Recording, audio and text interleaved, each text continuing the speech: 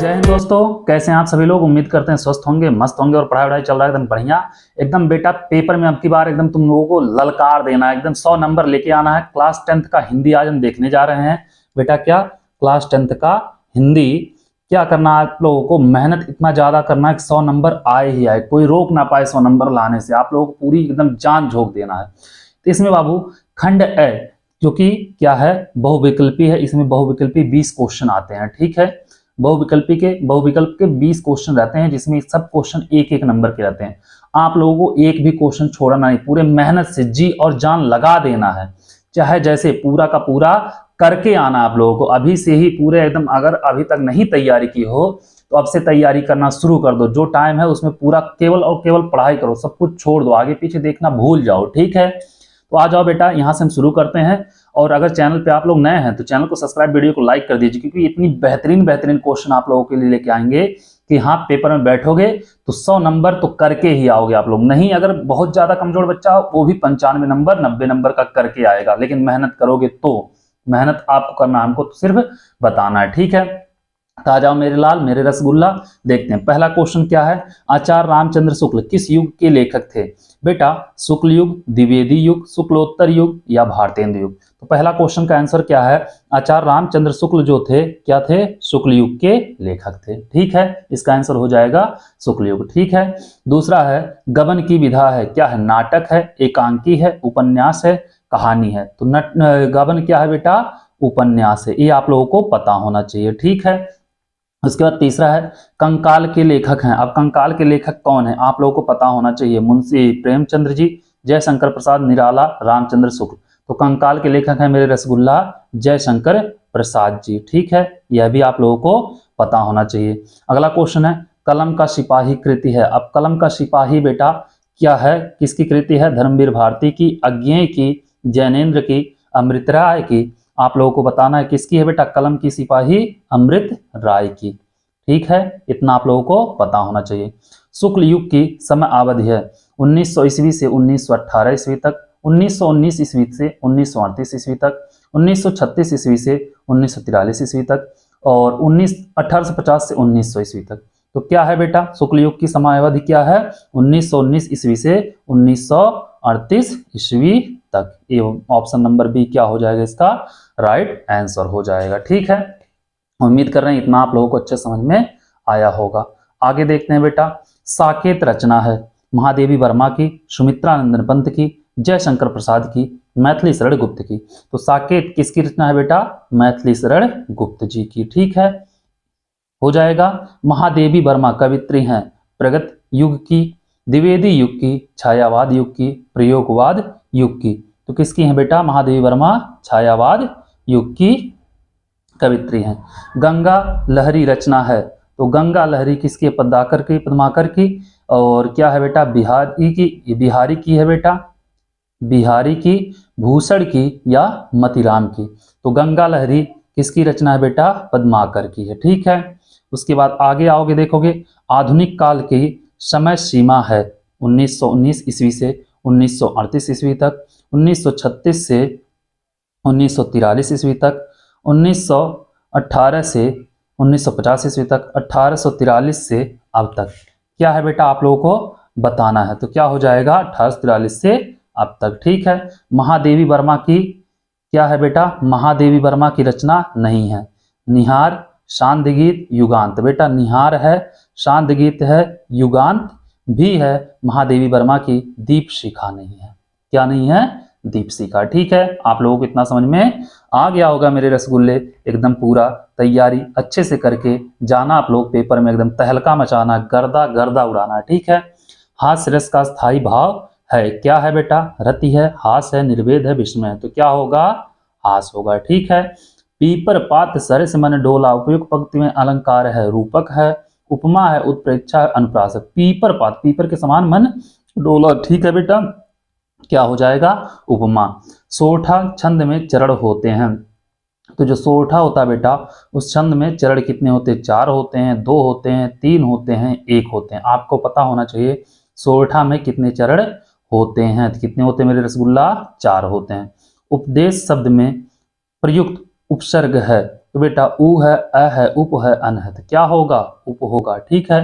प्रत्यय के भेद होते हैं, तो प्रत्यय के कितने? 4, 5, 3, 2। कितने होते हैं बेटा? 2 भेद होते हैं।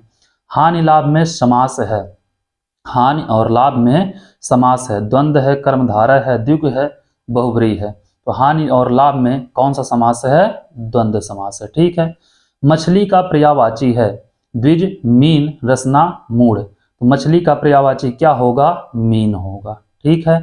यद्यप में कौन सी संधि है? यद्यप में अयादि संधि है, दीर्घ संधि है, यड़ संधि है, वृद्धि संधि है। तो आप लोग बताना बेटा यद्यप में कौन सी संधि है? यड़ संधि है। ठीक है।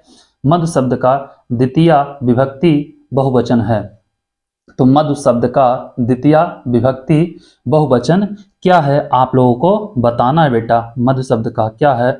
माधुनी है। ठीक है। उसके बाद पठेताम धातु का एक वचन एवं पुरुष है, तो एक वचन एवं पुरुष कौन सा है बेटा? तो कौन सा होगा? प्रथम पुरुष। प्रथम पुरुष क्या होगा बेटा? प्रथम पुरुष बहुवचन। और क्या है बेटा? प्रथम पुरुष बहुवचन। दोनों एक जैसे हो गए। प्रथम पुरुष बहुवचन, प्रथम पुरुष बहुवचन, प्रथम पुरुष एक वचन, प्रथम पुरुष मध्यम पुरुष द्विवचन। तो बेटा क्या? पठिताम धातु का बहुवचन, पठिताम धातु का वचन एवं रूप है, तो बेटा क्या है? प्रथम पुरुष है और क्या होगा? ये द्विवचन होगा। इसको काट देना बेटा, द्विवचन होगा। ठीक है। इसको द्विवचन कर लेना। तो पठिताम धातु का बहुवचन, पठिताम धातु का वचन एवं पुरुष क्या है? प्रथम पुरुष द्विवचन होगा। ठीक है। ये हो जाएगा इसका राइट आंसर। ठीक है। इसको कर लेना। आ जाओ बाबू, हम लोग 20 क्वेश्चन आराम से अभी तक देख चुके हैं। ठीक है। क्वेश्चन नंबर 21 देखते हैं। क्वेश्चन नंबर 21 क्या कह रहा है? इसमें बहुत ज्यादा इंपॉर्टेंट क्वेश्चन है बेटा। क्वेश्चन नंबर 21 देखो क्या कह रहा है कि निम्नलिखित गद्यांश पर आधारित 3 प्रश्नों का उत्तर दीजिए। क्या कहा है? निम्नलिखित गद्यांश पर आधारित 3 प्रश्नों का उत्तर दीजिए। क्या कहा पहला क्वेश्चन बेटा? इसमें क्या कहा? 3 प्रश्न दिया, जैसे प्रस्तुत पाठ और लेखक का नाम लिखना है। तो ऐसे 3 क्वेश्चन इसमें दिए गए हैं बाबू, देखना ध्यान से। कुसंग का ज्वर सबसे भयानक होता है, यह केवल नीति और सद्गति का ही नाश नहीं करता बल्कि बुद्धि का भी क्षय करता है। किसी युवा पुरुष की संगत यदि बुरी होगी बेटा, यह बुरा है, यदि बुरी होगी तो वह उसके पैरों में बधी चक्की के समान होगी, जो उसे दिन दिन अवनति के गड्ढे में गिराती जाएगी, और यदि अच्छी होगी तो सहारा देने वाली बहू के समान होगी, जो उसे निरंतर उन्नति की ओर उठाती जाएगी। अब बाबू इसमें क्या कहा है? प्रस्तुत पाठ और लेखक का नाम लिखिए। बाबू क्वेश्चन नंबर कौन सा है? 21वां है। 21वां का पहला क्या है? प्रस्तुत पाठ और लेखक का। तो इसके लिए बाबू आपको लिखना पड़ेगा संदर्भ। क्या लिखना पड़ेगा? संदर्भ लिखना पड़ेगा। तो संदर्भ जब लिखोगे, देखो ये हो गया बेटा संदर्भ। क्या होगा? पहला, प्रस्तुत गद्यावरण आचार्य रामचंद्र शुक्ल द्वारा लिखित एवं हमारी पाठ्य पुस्तक हिंदी के गद्य खंड में संकलित मित्रता नामक निबंध से अवतरित है। क्या हो जाएगा बेटा? संदर्भ लिखोगे, उसमें क्या लिखोगे? प्रस्तुत गद्यावरण आचार्य रामचंद्र शुक्ल द्वारा लिखित, मतलब जिसने लिखा उनका नाम लिखेंगे और कहां से लिया गया वो लिखेंगे, चैप्टर का नाम। ठीक है। इतना कर लोगे आप लोग? ये बाबू हो गया। अब इसमें एक क्वेश्चन हो गया और कहा कितने बेटा? 3 प्रश्नों के उत्तर दीजिए। तो दूसरा प्रश्न क्या है? दूसरा प्रश्न इसमें है मेरे लाल मेरे रसगुल्ला, ध्यान देना क्या कह रहा है दूसरा प्रश्न। यहाँ पे क्या कहा है? रेखांकित अंशों की व्याख्या कीजिए। तो रेखांकित अंशों की व्याख्या करना है। ध्यान देना बेटा, रेखांकित अंश कौन से हैं? तो क्या है? कुसंग का ज्वर सबसे भयानक होता है, यह केवल नीति और सद्गति का ही नाश नहीं करती बल्कि बुद्धि का भी क्षय करता है। इतना बेटा क्या है? रेखांकित, इसी का व्याख्या करना है। ठीक है। तो रेखांकित अंश की व्याख्या क्या होगी? यहाँ पे ध्यान से देखना बेटा, हम इसमें सॉल्व किए हैं। क्या रेखांकित अंश की व्याख्या? शुक्ल जी कहते हैं कि बुरी संगति घातक बुखार के समान हानिकारक होती है। ठीक है। जिस तरह कोई व्यक्ति यदि भयानक ज्वर से ग्रसित हो तो वह ज्वर उसके शरीर और स्वास्थ्य को नष्ट कर देता है तथा कभी कभी प्राण भी ले लेता है, उसी प्रकार बुरी संगत हमारी नैतिकता, सदाचार एवं मन तथा बुद्धि को नष्ट कर देती है। ये हो जाएगा। ठीक है। अगला क्वेश्चन क्या है इसमें? तीसरा, युवा पुरुष की संगति के बारे में युवा पुरुष की संगत के बारे में क्या कहा गया है? 21वां का सी जो होगा बेटा उसका आंसर क्या होगा, ध्यान देना। कहा गया है कि क्या कहा गया है, ध्यान देना बेटा। इसमें कहा गया है युवा पुरुष की बुरी संगत उसे अवनति के गड्ढे में प्रतिदिन गिराती जाएगी और यदि अच्छी होगी तो उसे निरंतर उन्नति की ओर अग्रसर करेगी। ठीक है, ये हो जाएगा इसका आंसर। अगर बाबू यह क्वेश्चन आपको नहीं आ रहा है, इसमें लेखक का नाम, चैप्टर का नाम नहीं पता है, तो इसके साथ साथ बाबू एक क्वेश्चन और दिया रहता है, अथवा करके आपको दिया रहेगा। ठीक है, क्या दिया रहेगा, अथवा करके, तो आप उस गद्य खंड के उसको कर सकते हो। ठीक है, क्या कहा इसमें, हे भगवान तब के लिए विपद के लिए इतना आयोजन, परम पिता की इच्छा के विरुद्ध इतना साहस, पिताजी क्या भीख न मिलेगी, क्या कोई हिंदू भूपृष्ठ पर न बचा रह जाएगा जो ब्राह्मण को 2 मुट्ठी अन्न दे सके, यह असंभव है। फेर दीजिए पिताजी, मैं कांप रही हूं, इसकी चमक आंखों को अंधा बना रही है। अब इसमें पहला क्वेश्चन क्या है बेटा, 3 क्वेश्चन इसमें भी करने हैं। उपयुक्त गद्यांश का संदर्भ लिखिए। ठीक है, ऐसे डायरेक्ट आएगा, या तो संदर्भ लिखिए या तो पाठ और लेखक का नाम लिखिए। ठीक है, तो देखना बेटा हम अथवा वाला सॉल्व किए हैं, तो इसमें संदर्भ क्या होगा, प्रस्तुत गद्यावरण हमारी पाठ्य पुस्तक हिंदी के गद्य खंड में संकलित ममता नामक कहानी से उद्धृत है या लिया गया है। इसके लेखक छायावादी युग के प्रवर्तक श्री जयशंकर प्रसाद जी हैं। ठीक है, ये हो जाएगा इसका संदर्भ। ठीक है, अगला क्वेश्चन क्या कह रहा है बाबू, अगला क्वेश्चन कह रहा है गद्यांश की रेखांकित भाव का गद्यांश की रेखांकित का भाव स्पष्ट कीजिए। तो रेखांकित कहां से बेटा, यहां से है यहां तक। ठीक है, परम पिता की इच्छा के विरुद्ध इतना साहस, पिताजी क्या भीख न मिलेगी, क्या कोई हिंदू भूपृष्ठ पर न बचा रह जाएगा, तो उसको क्या करना बेटा, उसको लिखना। तो रेखांकित अंश की व्याख्या, तो रेखांकित अंश की व्याख्या क्या होगी, ध्यान देना बाबू। लेखक जयशंकर प्रसाद का क्या पिताजी, लेखक जयशंकर प्रसाद जी का क्या पिताजी का कहना है कि जब ममता ने सोने के आभूषण से भरा हुआ थाल देखा तब वह हतप्रभ हो गई और वह आश्चर्य प्रकट करती हुई अपने पिता से कहती है कि आप विपत्ति के लिए इतने धन का संग्रह क्यों कर रहे हैं, भगवान की इच्छा के विरुद्ध आपने यह बहुत बड़ा दुस्साहस किया है। क्या पिताजी हम लोगों के पास धन न होने से हम लोगों को भीख नहीं मिलेगी, क्या कोई हिंदू भूमि पर नहीं रहेगा जो हम लोगों को 2 मुट्ठी अन्न दे सके। ऐसा नहीं बेटा।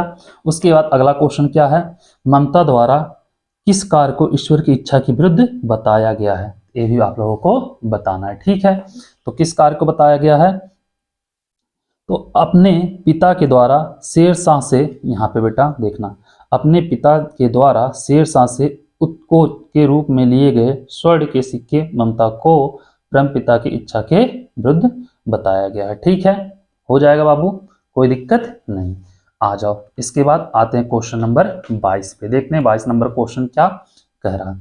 22 नंबर क्वेश्चन कह रहा है दिए गए पद्यांश पर आधारित 3 प्रश्नों का उत्तर दीजिए। ठीक है, पद्यांश क्या दिया है, चढ़ कमल बंदो हरिराई जाकी कृपा पंग गिर ले हो अंधे को सब कुछ दर्शाई बहिरोशनो गंग पुनि बोलो रंग चले सिर छत्र धराई सूर्यदास स्वामी करुणा में बार बार बंद होती है पाई।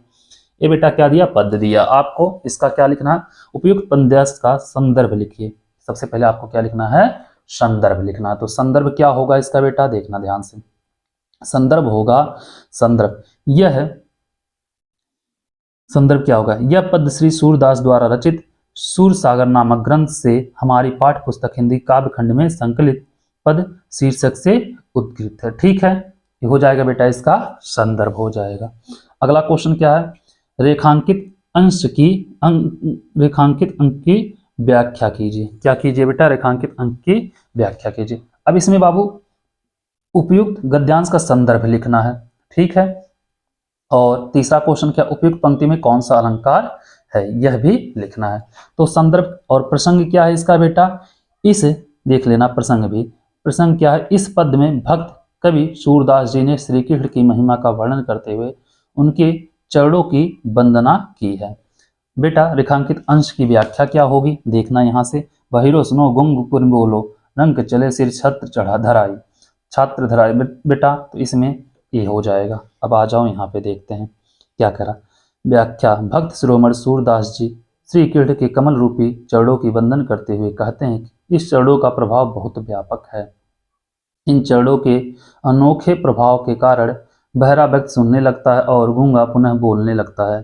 किसी दरिद्र व्यक्ति पर श्री कृष्ण के चरणों की कृपा हो जाने पर वह राजा बनकर अपने सिर पर राज छत्र धारण कर लेता है। ठीक है, हो जाएगा बेटा। अगला क्वेश्चन क्या, ध्यान देना। अगला क्वेश्चन कह रहा उपयुक्त पंक्ति में कौन सा अलंकार है। आपको बताना बेटा इसमें अलंकार जो है कौन सा अलंकार है। ठीक है, देखना है। अलंकार चरण कमल में रूपक तथा पुनरुक्ति प्रकाश तथा अन्यंत्र में अनुप्रास अलंकार है। ठीक है, ये हो जाएगा अलंकार। ठीक है, आ जाओ अगला। इसमें भी बाबू अगर ये आपको नहीं आ रहा है तो आपको एक क्वेश्चन और मिलता अथवा करके। ठीक है, तो दूसरा वाला क्वेश्चन आपको करना रहेगा। अगला क्वेश्चन जो है सुनी सुंदर बैन सुधार सहानी है जानकी जानी भली तिरछे कर नैन तीन है समझाओ कुछ मुस्काई चली तुलसी तही अवसर सही रावो और लोकत लोचन लाहु अली अनुराग तड़ाग में भान उदय बिगसी मन मंजुल कंज कली। तो बेटा इसमें क्या करना है, उपयुक्त पद्यांश का संदर्भ लिखना है। पद्यांश का संदर्भ लिखना है। तो इसका संदर्भ क्या होगा देखना ध्यान से। संदर्भ यहाँ पे बेटा क्वेश्चन नंबर 23 का कौन सा है, 22 का है अथवा करके। संदर्भ क्या होगा, प्रस्तुत पद्यांश गोस्वामी तुलसीदास द्वारा रचित कवितावली से हमारी पाठ्य पुस्तक हिंदी के काव्य खंड में संकलित वन पथ पर शीर्षक कविता से अवतरित है। इन पंक्तियों में ग्राम वधुओं के प्रश्न का उत्तर देती हुई सीता जी अपने हाव भाव से ही राम के विषय में कुछ बता देती हैं। ठीक है, अगला क्वेश्चन क्या है, इसमें रेखांकित अंश की व्याख्या कीजिए। अनुराग तड़ाग में भानु उदय बिगसी मनु मंजुल कंज कली। तो क्या होगा इसमें बेटा, रेखांकित अंश की व्याख्या अगर देखोगे आप लोग तो क्या होगा, यहाँ पर प्रसंग हो गया रेखांकित अंश की व्याख्या। उस समय ऐसा प्रतीत हो रहा था मानो प्रेम के सरोवर में राम रूपी सूर्य का उदय हो गया हो। ठीक है, हो जाएगा। और उसके बाद आ जाओ आगे। अनुराग तड़ाग तथा मंजुल कंजिल में कौन सा अलंकार है, यह भी आपको बताना है। ठीक है, तो आ जाए। अनुराग तड़ाग में भान उदय बिगसी मनो मंजुल कंज कली रूप में रूपक उत्प्रेक्षा और अनुप्रास की छठा है। ठीक है, हो जाएगा। अब इसमें आ जाओ अगला क्वेश्चन। क्वेश्चन नंबर देखते हैं 23 क्या कह रहा है। क्वेश्चन नंबर 23 कह रहा है बेटा कि दिए गए संस्कृत गद्यांश में से किसी एक का संदर्भ सहित हिंदी में अनुवाद कीजिए। इसमें भी दो दिया रहता है बेटा, उसमें से क्या करना आपको, किसी एक का संदर्भ सहित क्या करना है, व्याख्या करना है।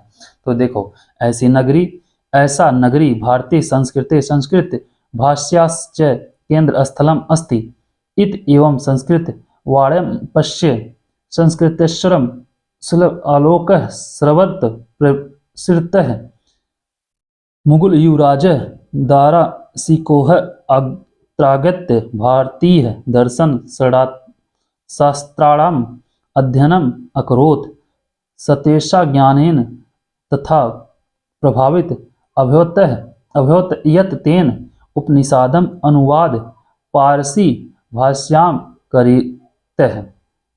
तो क्या होगा बेटा, इसका संदर्भ लिखना हिंदी में, अनुवाद करना है। ठीक है, आ जाओ बाबू क्वेश्चन नंबर हम 23 देखते हैं। क्वेश्चन नंबर 23 क्या कह रहा है, प्रस्तुत गद्यांश हमारी पाठ्य पुस्तक हिंदी के संस्कृत खंड के वाराणसी पाठ से उद्धृत है या लिया गया प्रश्न। इस गद्यांश में वाराणसी की ऐतिहासिकता तथा अवस्थिति के विषय में बताया गया है। अनुवाद पूछा है बेटा, तो अनुवाद क्या होगा देखना। अनुवाद, यह नगरी भारतीय संस्कृति और संस्कृत भाषा की केंद्र स्थली है। यहीं से संस्कृत साहित्य और संस्कृति का प्रकाश सभी जगह फैला है। मुगल युवराज दार्शिकों ने यह आकर भारतीय दर्शन शास्त्रों का अध्ययन किया। यहाँ आकर क्या किया बेटा, भारतीय दर्शन शास्त्रों का अध्ययन किया था। वह उनके ज्ञान से इतना प्रभावित हुआ था कि उसकी उपनिषदों का अनुवाद फारसी भाषा में कराया। ठीक है, हो जाएगा बेटा। इसके बाद अगर इसमें भी आपको नहीं आ रहा है तो इसमें भी एक चांस आपको और रहता है। ठीक है, मानव जीवन संस्करण संस्कृति अस्माकं पूर्वजः मानव जीवन संस्कृत महांत प्रत्ययनम अकुर्वन् तो अस्माकं जीवनस्य संस्करण यान आचरण विचारन च अदृश्यन तत्सर्वम अस्माकं संस्कृति है।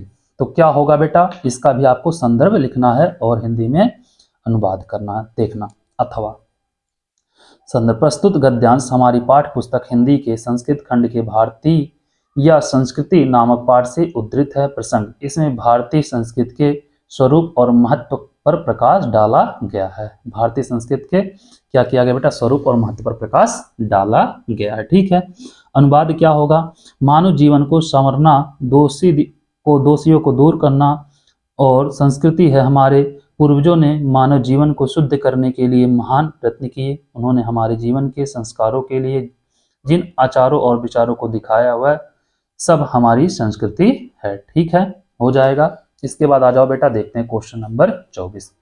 क्वेश्चन नंबर 24 क्या कह रहा, दिए गए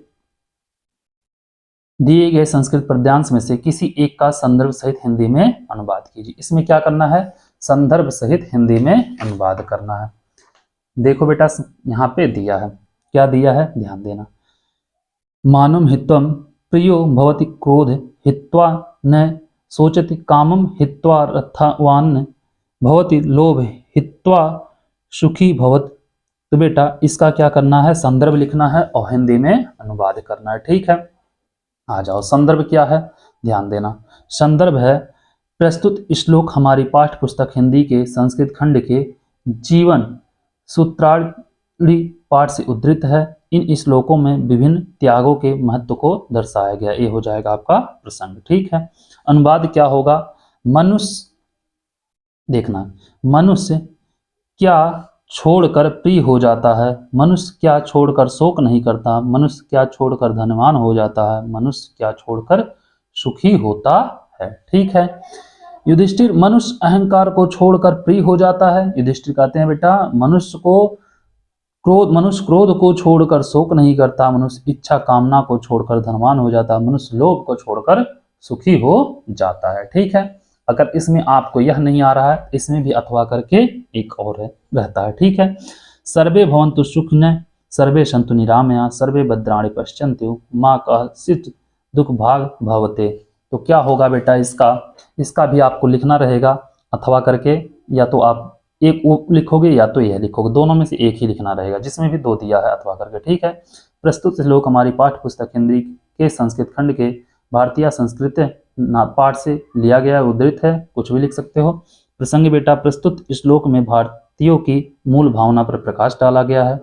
अनुवाद क्या होगा बेटा, यहाँ पे अनुवाद यहाँ लिखना चाहिए, यहाँ से क्या है, सब सुखी हो, सब रोग रहित हो, सब कल्याण को देखें अर्थात सभी का कल्याण हो, कोई भी दुखी ना हो अर्थात कोई भी दुख का भागी ना बने। ठीक है, हो जाएगा बेटा, कोई दिक्कत नहीं है, इतना आप लोग कर लोगे।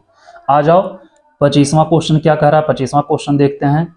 अपने पठित खंड काव्य के आधार पर निम्नलिखित प्रश्नों में से किसी एक का उत्तर दीजिए। बेटा यह जिला वाइज होता है, आप लोगों को पता होना चाहिए आपके जिले का कौन सा खंड काव्य पूछा जाता है। तो मुक्तिदूत खंड काव्य के आधार पर गांधी जी का चरित्र चित्रण तो एक ही आता है।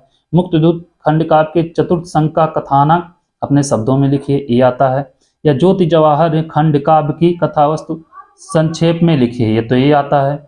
ज्योति जवाहर खंड काव्य के आधार पर जवाहरलाल नेहरू का चरित्र चित्रण कीजिए, एक आता है बेटा।